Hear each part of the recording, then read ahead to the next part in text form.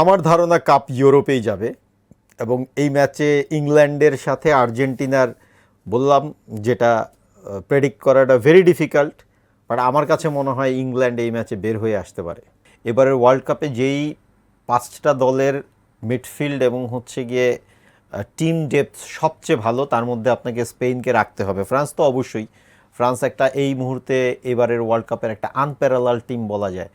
অলিসে ডেমবেলে কিংবা এমবাপ্পে যেই মুডে ফুটবল খেলছে, এখানে আসলে মানে প্যারাগুয়ের ওই নেগেটিভ ফুটবল খেলা ছাড়া আপনি ওপেন ফুটবল খেলে তাদেরকে আটকানোটা ভেরি ডিফিকাল্ট।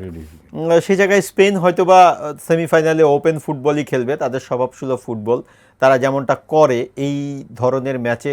তারা আসলে বলের খুব হোল্ড করে না, অপোনেন্টকে খেলতে দেয়।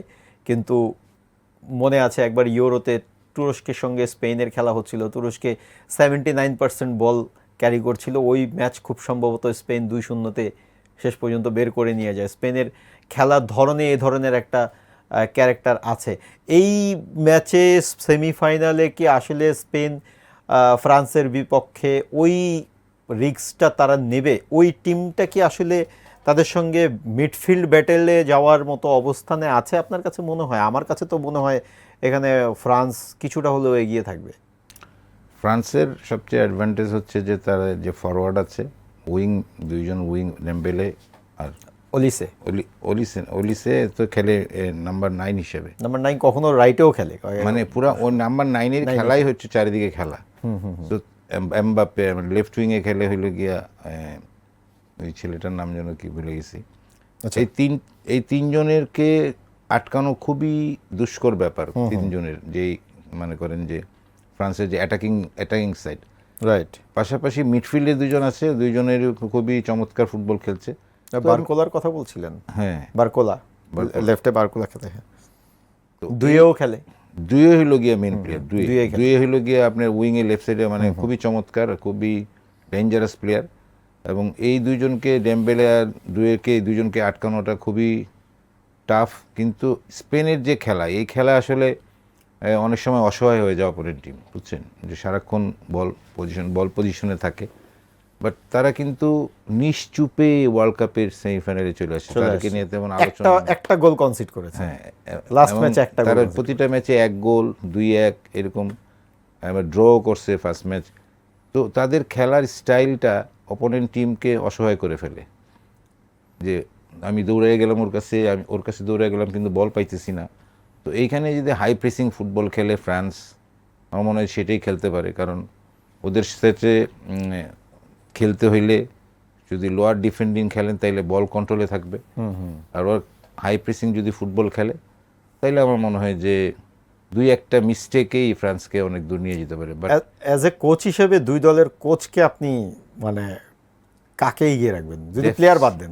কোচ হিসেবে দেশ চেঞ্জ তো সে ওয়ার্ল্ডের মানে ওয়ার্ল্ড চ্যাম্পিয়ন হয়েছে নিজে খেলে। পরপর 3টা ওয়ার্ল্ড কাপ সে অলরেডি, 2টা একটা চ্যাম্পিয়ন হয়েছে, একটা রানার্স আপ হয়েছে, এবং এই ওয়ার্ল্ড কাপে সেমিফাইনালে আসে। অবশ্যই তাকে এগিয়ে রাখতে হবে। এবং সে এই ফ্রান্স টিমটাকে বেছে বেছে প্লেয়ার আনতেছে। মানে কোন জায়গায় আপনি যদি মিডফিল্ডে দেখেন, দ্রগবার মতো প্লেয়ার মিডফিল্ডে খেলে গেছে, ওয়ার্ল্ড কাপ চ্যাম্পিয়ন হয়েছে, তারপর গত ওয়ার্ল্ড কাপে নাই, তার জায়গায় সে রিপ্লেস ভালো 2টা মিডফিল্ড নিয়ে আসে। তো তাকে এগিয়ে রাখবো। কিন্তু ফ্রান্সের একটা তাদের মানে খেলা, স্পেনের একটা খেলার স্টাইল যে টিকি টাকা, এই খেলাটা কিন্তু তারা এখনো ধরে রাখছে।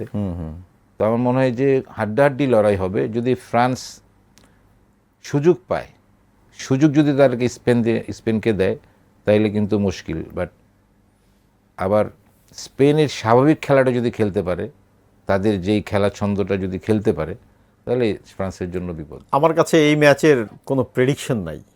আমি আসলে প্রেডিকশন করাটা দুঃসাহস করছি না। দুই টিমেরই মানে আর্জেন্টিনা ইংল্যান্ডের যদি খেলা প্রেডিকশন বলা মুশকিল। এবং সেমিফাইনাল খেলা, দুই টিমেরই তাদের চিন্তাভাবনা থাকবে যে আমরা গোল খাবো না।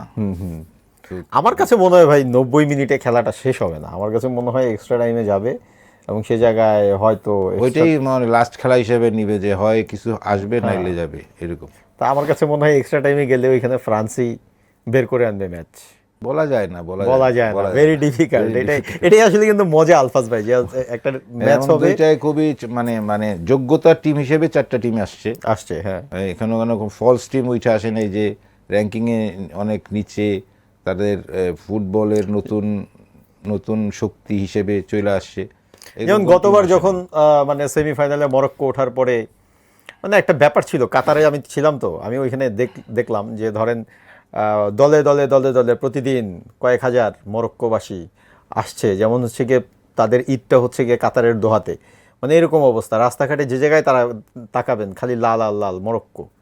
তো ওখানে এক ধরনের একটা এনভায়রনমেন্ট ছিল মরক্কোবাসীর, এবং মরক্কো এবারের ওয়ার্ল্ড কাপে দেখিয়েছে যে তারা আসলে বড় দল হয়ে উঠছে না, তারা বড় দলই, এবং যেভাবে তারা ফুটবলটা খেলেছে, আসলে বড় দলগুলোর ক্যারেক্টারই থাকে অন্যরকম। তারা আসলে যখন একটা বড় মঞ্চে আসে তখন তাদের বডি ল্যাঙ্গুয়েজ এটা মানে অনফিল্ড না দেখেও বোঝা যায়।